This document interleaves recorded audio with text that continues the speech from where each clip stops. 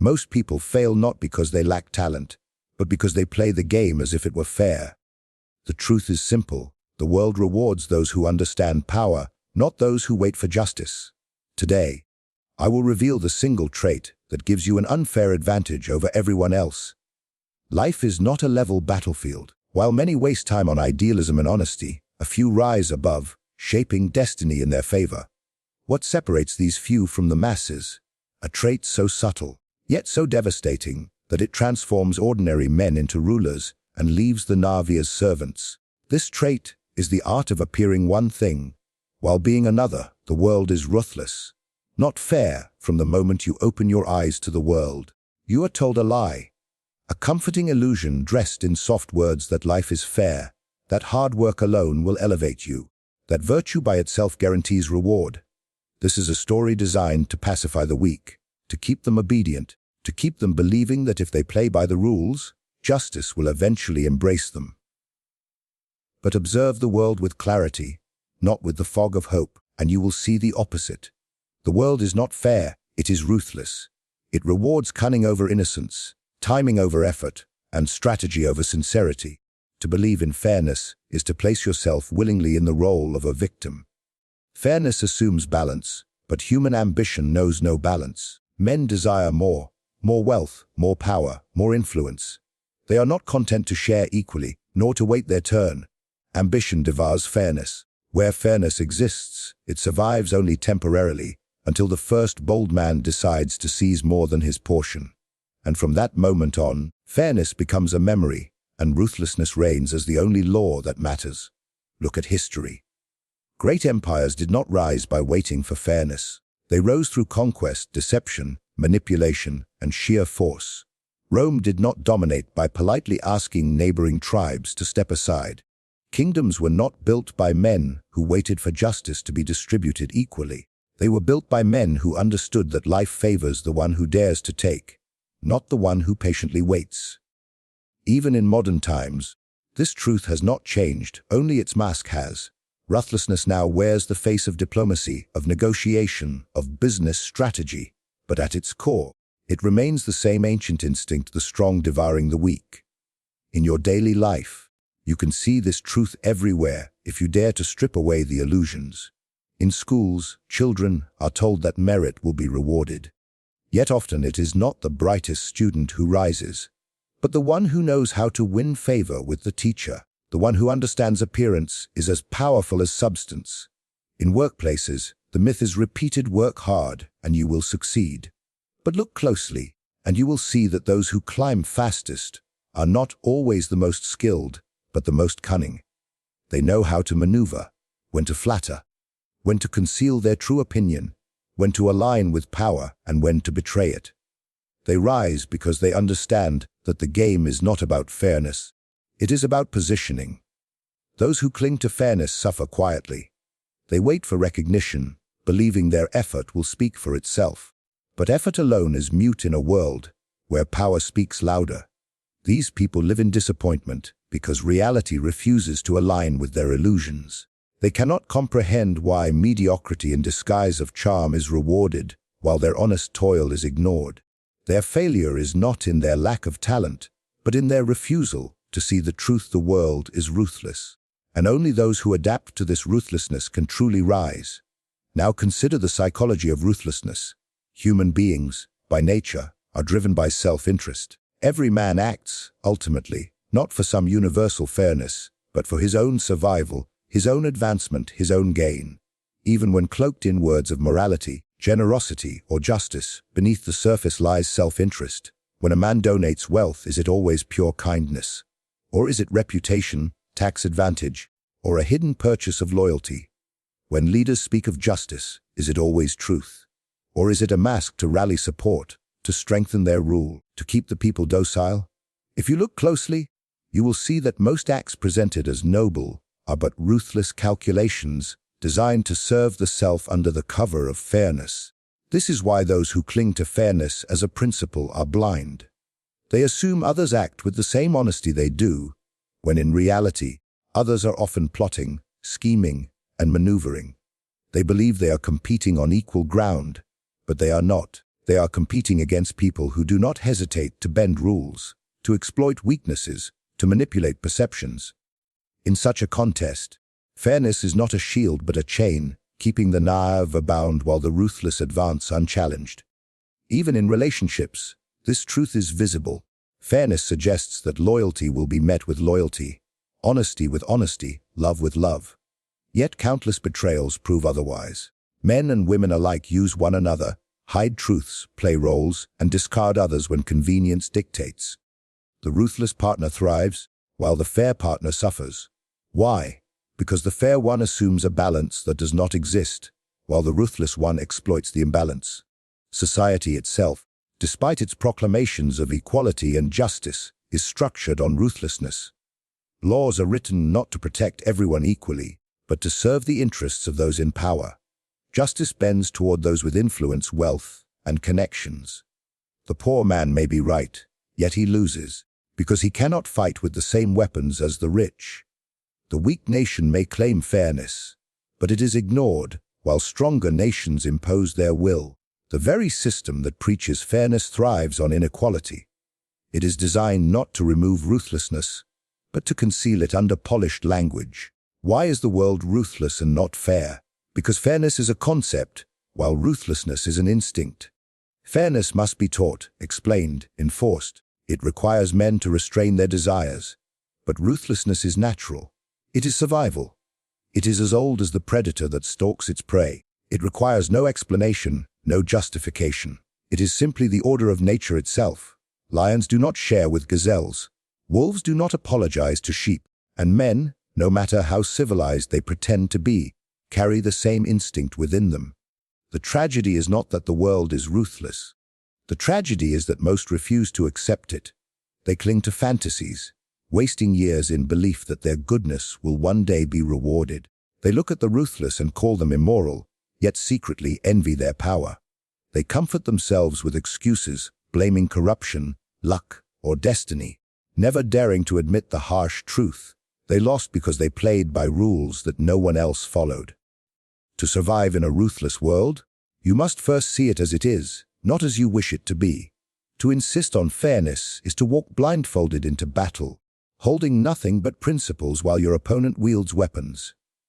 It is to surrender before the fight begins. Only when you accept that the world does not care about fairness can you begin to think clearly, to act decisively, to maneuver with strength. The world is ruthless, not fair. The trait strategic deception. If the world is ruthless and not fair, then the ones who rise above others are not merely those with strength or resources, but those who understand how to manipulate appearances, to deceive strategically, and to cloak their true intentions behind layers of illusion. Strategic deception is the single trait that separates the rulers from the ruled, the predator from the prey, the one who controls events from the one who is controlled by them. Many confuse deception with lies, but that is a shallow understanding. Deception is not simply about falsehood. It is about control, about shaping perception so that others act in your favor without ever realizing they are being guided. At its core, strategic deception rests on a fundamental truth. People do not see reality as it is. They see it as they want it to be. Men crave reassurance, simplicity, certainty. They prefer illusions over harsh truths because illusions comfort them, soothe their insecurities, and allow them to believe they are safe or in control. If you provide the illusion, they will believe you, even when reality is screaming otherwise. This is why deception is such a devastatingly powerful weapon. It exploits the very weakness of human nature. It does not fight against the will of others. It aligns itself with their desires and uses them as the chains that bind them. Those who master strategic deception never reveal their true hand. They smile when they plan betrayal. They show weakness when they prepare to strike. They appear kind when they intend to exploit. This duality gives them unmatched freedom, because while their opponents waste time reacting to appearances, the deceiver calmly advances his true agenda. He is never where he seems to be, never what he appears to be, never bound by the expectations of others. In this way, he is untouchable, because no one can fight what they cannot truly see. Consider war, where strategic deception has always been the foundation of victory. Armies have pretended retreat, only to lure enemies into traps.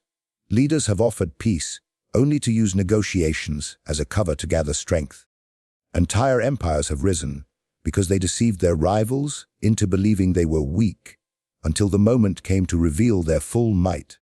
The enemy that fights what it believes to be true loses not because it lacked courage, but because it was fighting an illusion, and illusions cannot be defeated. The same applies beyond war. In politics, the successful leader projects virtues he does not practice. He speaks of serving the people while serving himself. He appears humble while hungering for domination. And the people, blinded by the image, trust him, defend him, and even worship him, never realizing that their devotion is being weaponized against them. In personal dealings, deception is just as necessary. A man who exposes every thought, every plan, every feeling is defenseless. Others will use his transparency to anticipate him, to counter him, to weaken him. But a man who veils himself behind masks confuses all who approach him. His rivals waste energy trying to decipher his motives, and in their confusion, they expose their own intentions, silence ambiguity, and carefully chosen appearances create an atmosphere where others reveal themselves while the deceiver remains hidden. The one who deceives strategically never plays with an open hand, because to play openly is to surrender control. The power of strategic deception also lies in timing. Deception is not constant lying. It is the art of revealing only what is useful, only when it benefits you. It is knowing when to appear generous to win trust, when to appear weak to disarm suspicion, when to appear loyal to bind others to you. The mask is not fixed. It shifts with the situation. This flexibility allows the deceiver to survive storms that destroy others, because he can adapt appearances without ever sacrificing his hidden aim. To others, he looks like a man of principle, of stability, of predictability, yet beneath, he is calculating every move, discarding every illusion the moment it has served its purpose. What makes this trait so devastating is that those who are deceived often do not realize it, even after the deception has been completed. They will invent excuses to protect their pride, convincing themselves that they were not fooled, but rather that events simply changed. They will defend the very person who exploited them, believing that they acted freely, when in truth their strings were being pulled. This blindness ensures that the deceiver can act again and again without consequence, because the victims cling to their illusions rather than confront their humiliation. Some argue that deception destroys trust, but they misunderstand its true nature. Trust is not destroyed by deception, it is built upon it. People do not trust you because of who you truly are. They trust the image you present, the role you play, the illusion you craft. A leader wins trust by appearing honest, not by actually being honest. A friend earns loyalty by appearing selfless, not by abandoning self-interest. The world does not demand truth, it demands comfort. Deception provides that comfort, and in exchange it receives obedience, loyalty, and even admiration. To refuse to deceive is to place yourself at the mercy of others. If you reveal your true intentions in a ruthless world, they will be used against you. If you show your weaknesses openly, they will be exploited. If you expose your desires, others will use them to control you. The one who clings to transparency is a lamb in a field of wolves. The wolves will not thank him for his honesty. They will tear him apart with ease. Only by mastering deception can you survive among predators, because it allows you to conceal your vulnerabilities while exploiting the vulnerabilities of others. Strategic deception is not an occasional tactic. It is a way of existing. It requires discipline to remain hidden when your pride wants to boast, to remain silent when your heart wants to speak, to wear masks when your soul longs for exposure. But this discipline is what separates the powerful from the powerless. The deceiver understands that freedom is not in revealing everything, but in revealing only what strengthens his position. He does not fear the judgment of others, because he knows their judgment is based on appearances, and appearances are his to shape. This trait also creates security. A man who deceives strategically is never entirely predictable. He cannot be pinned down, labeled, or fully understood. Others may think they know him, but they know only what he has chosen to show. This unpredictability makes him dangerous, because no one can ever be certain of his next move. His allies fear to betray him, his enemies hesitate to attack him, and even his friends remain cautious. By keeping others uncertain, he ensures they never feel strong enough to oppose him openly. The true mastery of strategic deception is to appear so genuine in your illusions that even when you are exposed, people refuse to believe it. If you are skilled enough, you can betray someone and still have them defend you. You can exploit someone and still have them thank you. This level of control is not achieved by clumsy lies, but by deep understanding of human desires, fears, and weaknesses. The deceiver does not invent illusions blindly, he crafts them carefully, shaping them to fit the hearts of those he seeks to control. Strategic deception, therefore, is not simply a weapon, it is the very essence of survival and dominance in a world where fairness is a myth. Those who reject it condemn themselves to be manipulated, outmaneuvered, and crushed by those who wield it with skill. Those who embrace it rise above others, invisible in their true intentions, yet undeniable in their power. Power lies in perception. Reality in itself is powerless without the shape given to it by perception.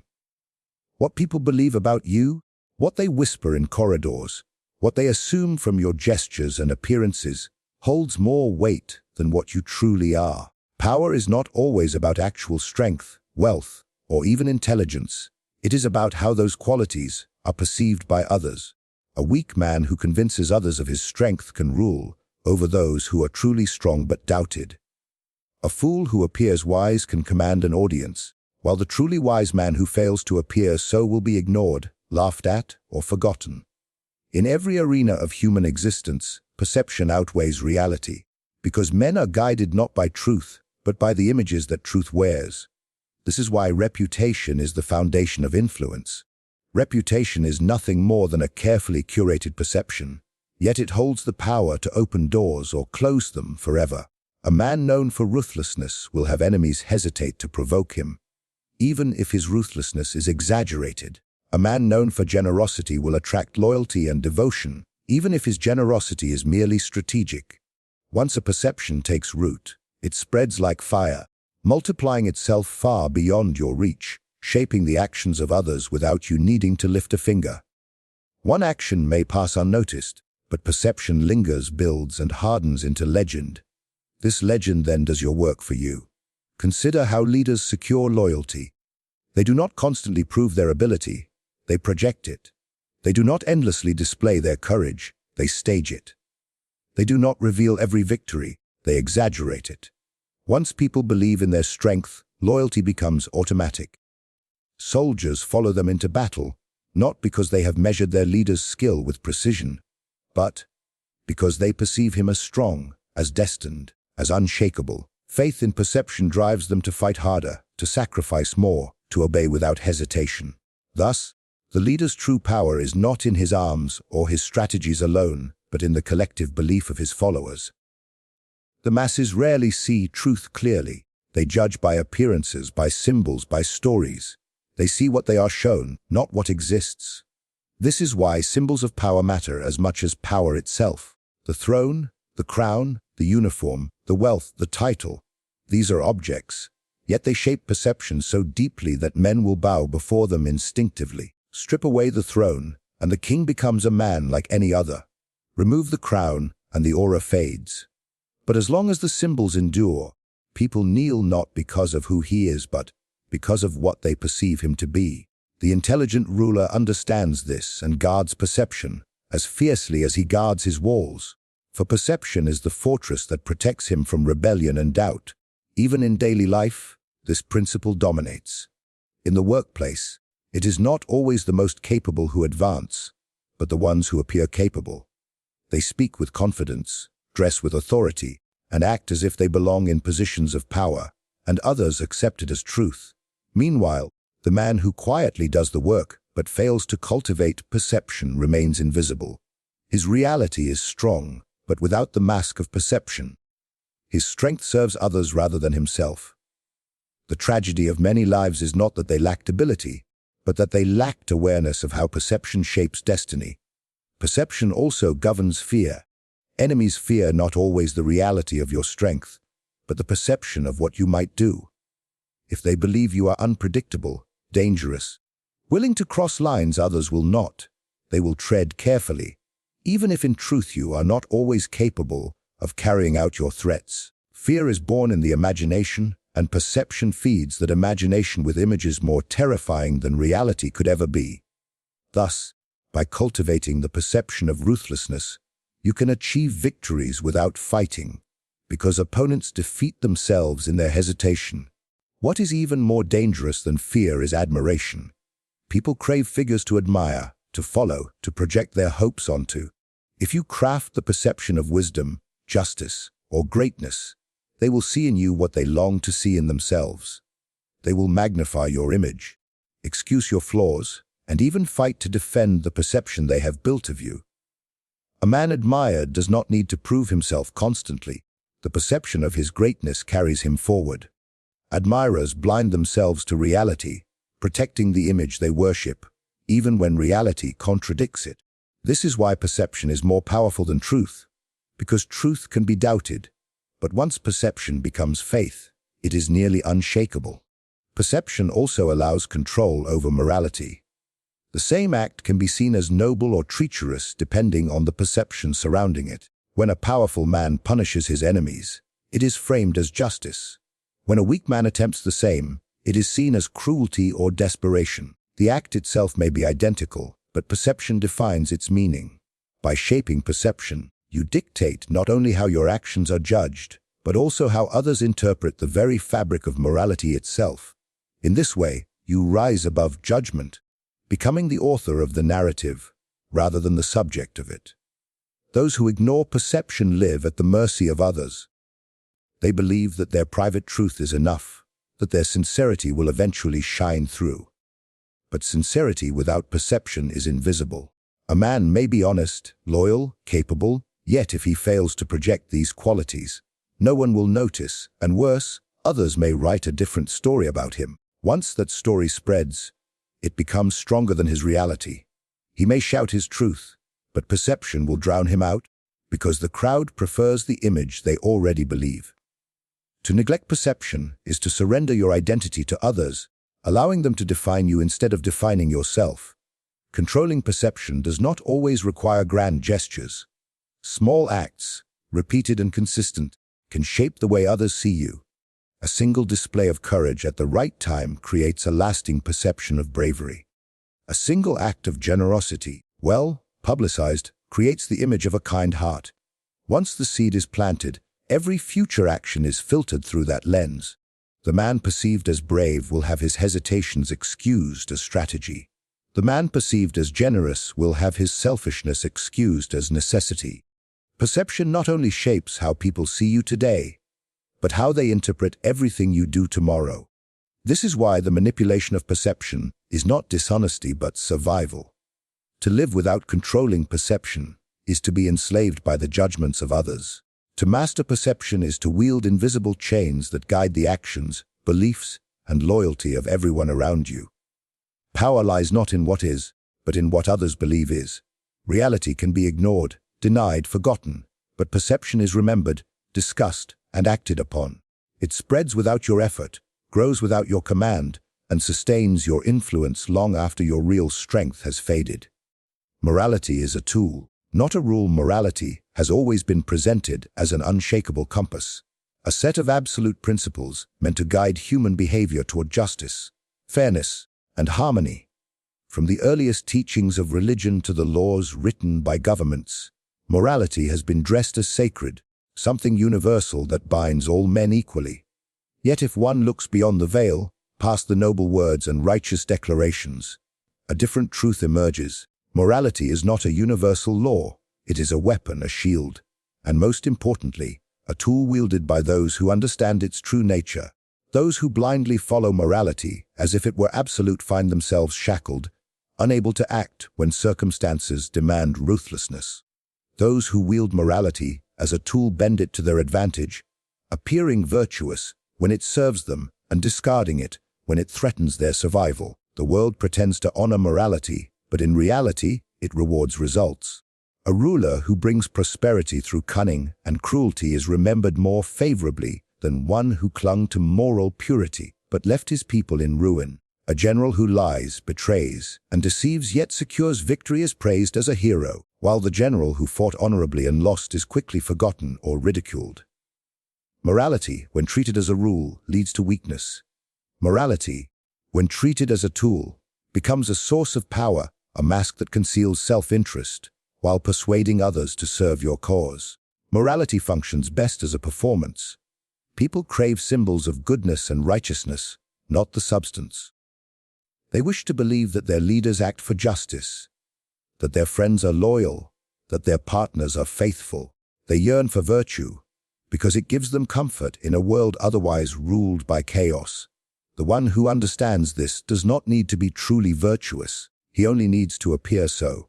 By projecting morality, by speaking the right words, by displaying carefully chosen acts of kindness or sacrifice, he wins the admiration and loyalty of others. They follow not because of who he really is, but because of who they perceive him to be. Meanwhile, behind this mask of morality, he advances his true aims without suspicion. History is filled with men who cloaked ambition in morality. Conquerors claimed they spread civilization. Kings justified wars in the name of justice. Religions spread by conquest called it divine duty. The people followed willingly because they were convinced they were serving virtue, when in reality, they were serving the interests of the ambitious. Morality gave these leaders legitimacy, a cover that transformed self-serving acts into noble missions. Without morality as a mask, they would have been seen as tyrants or usurpers. With morality as a tool, they became heroes and saviors in the eyes of those they ruled. To use morality as a tool does not mean abandoning it altogether. It means mastering it, understanding its symbolic power, and deploying it with precision. At times it is useful to act mercifully, not because mercy is a sacred principle, but because it wins loyalty or pacifies an enemy temporarily. At times, it is useful to act ruthlessly, not because ruthlessness is a principle, but because fear is more effective than love in securing obedience. Morality is a language, and the wise man speaks it fluently, but never becomes enslaved to it. He chooses when to wear the mask of virtue and when to discard it. Consider the difference between appearance and essence. A man who insists on always being moral in essence exposes himself to exploitation. His enemies know he will not lie, so they lie to him without hesitation. They know he will not betray, so they manipulate his loyalty. They know he will not act ruthlessly, so they use his restraint against him. His morality becomes a predictable weakness, a chain that binds his actions. Meanwhile, the man who treats morality as a mask controls how others perceive him. He can be honest when honesty strengthens his position, but he can deceive without guilt when deception brings greater rewards. He can show loyalty while planning betrayal, if betrayal secures his survival. His morality shifts with circumstances, serving him rather than ruling him. People rarely see the true face of morality anyway. They see only the acts that are visible, the performances that align with their expectations. A ruler may commit cruelty in secret, but if he displays a single act of charity in public, the crowd will cling to that charity as proof of his goodness. They will ignore or excuse the cruelty because it remains hidden or because they have been conditioned to value the image over the substance. This blindness is what makes morality such a powerful tool.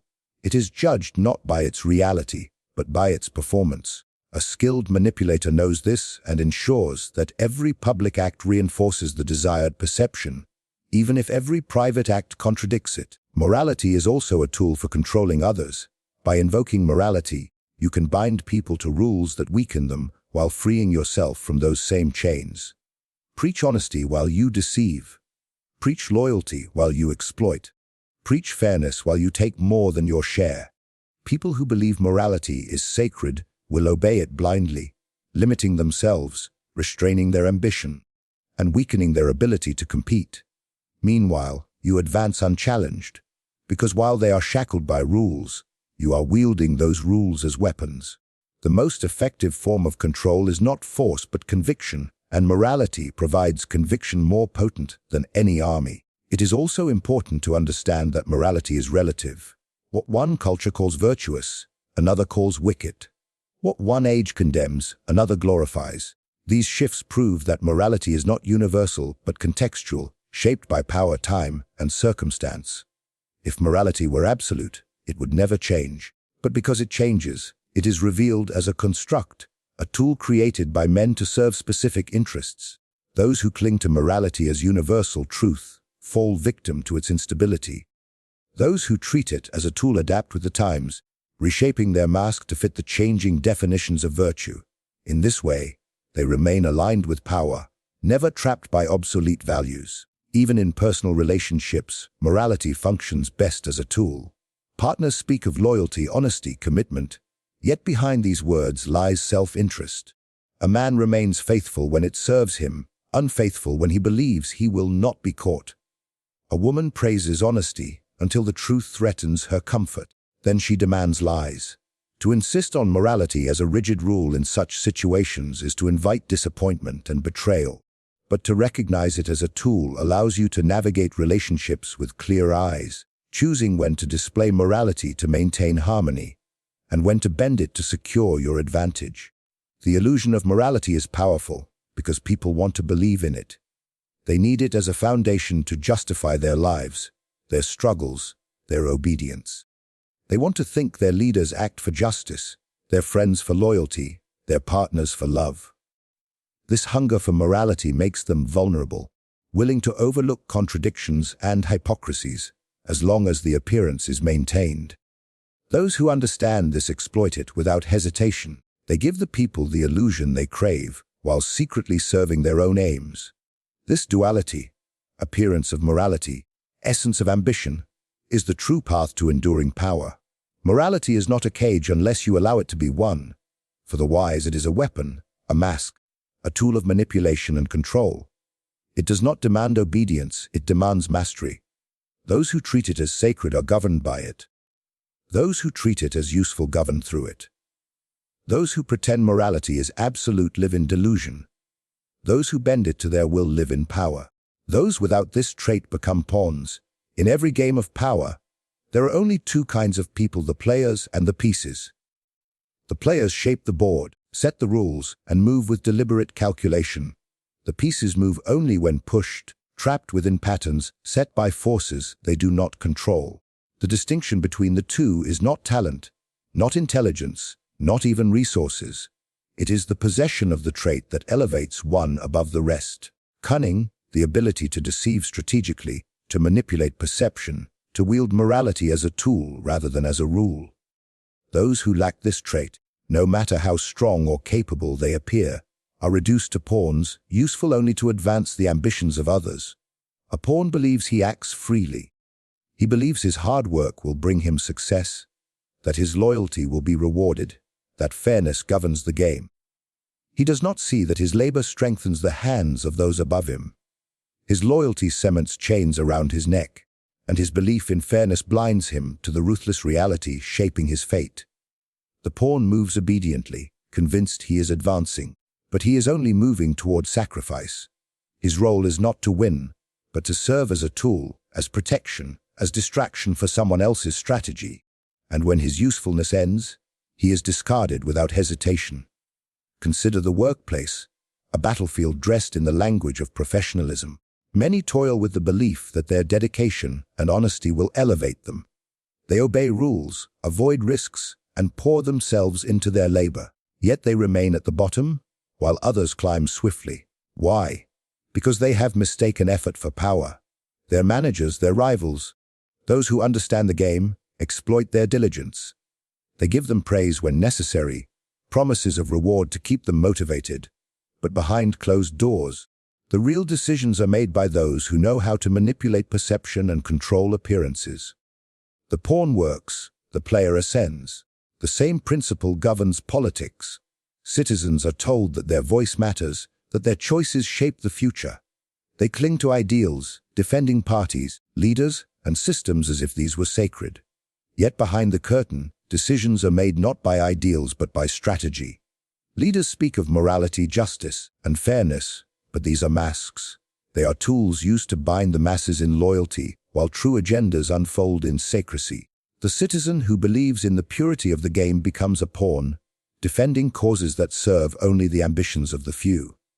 His loyalty is not to truth, but to illusions carefully crafted to control him. Even in personal relationships, pawns abound.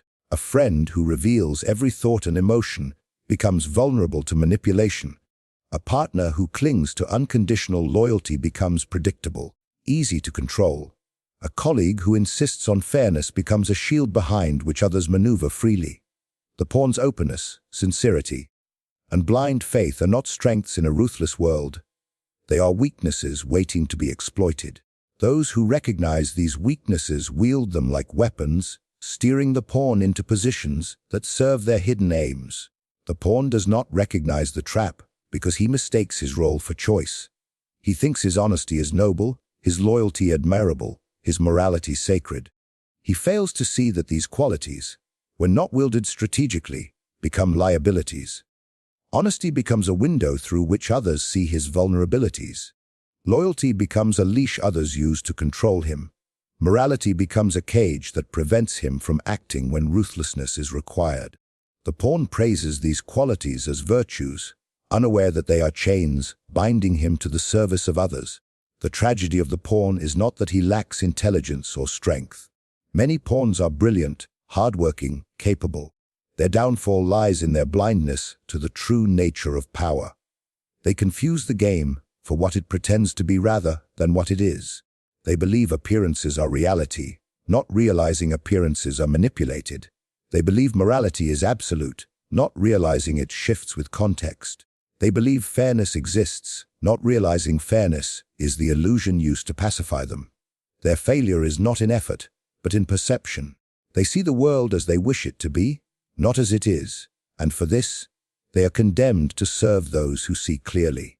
History is filled with pawns who sacrifice themselves unknowingly for the ambitions of others. Soldiers marched into battles not for their own survival, but for the glory of rulers who used words like honor and duty to disguise ambition. Citizens defended tyrants who enslaved them because they believed in the illusions of justice and security. Advisors gave loyalty to kings who later executed them because they mistook their loyalty for protection. The stories repeat across centuries, proving that those without the trait of cunning, those who cannot wield deception, perception, and morality as tools, inevitably fall into the role of pawns. What makes the pawn most pitiable is his belief that he can succeed by simply waiting his turn. He imagines that patience, goodness, and compliance will one day be rewarded. That if he plays the game honestly, he will eventually reach the end of the board and transform into something greater. But unlike the chessboard, in life the pawn rarely becomes a queen. He is sacrificed long before reaching such heights. The system is not designed to reward his loyalty or honesty. It is designed to use them until they are no longer needed. His sacrifice ensures the survival of the players, and in his downfall, he imagines it was fate rather than design. Those who lack the trait are forever at the mercy of those who possess it. They cannot anticipate betrayal because they do not deceive. They cannot manipulate perception because they reveal themselves openly. They cannot bend morality because they believe it to be sacred. Their predictability is their prison, and those who understand the game exploit it mercilessly. A pawn's path is visible to all but himself, and it always ends with him being moved into danger, sacrificed for advantage, and forgotten as soon as he has served his purpose. To avoid becoming a pawn requires more than talent or strength. It requires the ability to conceal intent, to control appearances, to wield morality with calculation. Without these, all other qualities are irrelevant. Wealth can be stolen, strength can be outmaneuvered, intelligence can be manipulated. But the man who masters the trait cannot be reduced to a pawn, because he writes the rules of the game while others follow them. He deceives, he shapes perception, he bends morality, and in doing so, he becomes the player, while those who cannot adapt are condemned to be the pieces on his board. The truth you have just walked through is not gentle, nor is it meant to comfort you. It is meant to awaken you. The world is ruthless, not fair. Strategic deception is the trait that grants advantage. Power lies not in reality but in perception. Morality is not a rule, but a tool. and those who fail to master these truths become pawns in the games of others. You now stand at a crossroads. You can choose to dismiss these words, return to the illusions that keep most people docile, and continue to believe that sincerity, fairness, and blind morality will eventually reward you. If you do, understand this: you will remain a pawn, useful to others, but never truly in control of your destiny. Or you can choose the harder path, the path of clarity. You can strip away illusions, embrace the ruthless nature of the world, and begin to cultivate the one trait that ensures survival and dominance: cunning. Learn to control appearances, master perception, bend morality when needed, and wield deception strategically. In doing so, you rise from being a piece moved by others into becoming the player who shapes the board. This knowledge is not for everyone. Most will reject it, because truth is heavier than illusion. But if you are among the few who understand, then you know that power belongs not to the knave, but to the strategic. The choice is yours to remain blind, or to see clearly and act. If these words stirred something within you, if you want to hear more truths, hidden beneath the surface of comfort and illusion, then subscribe. Here, you will not be told stories to soothe you. You will be told stories to arm you. And in a ruthless world, that is the only gift that matters.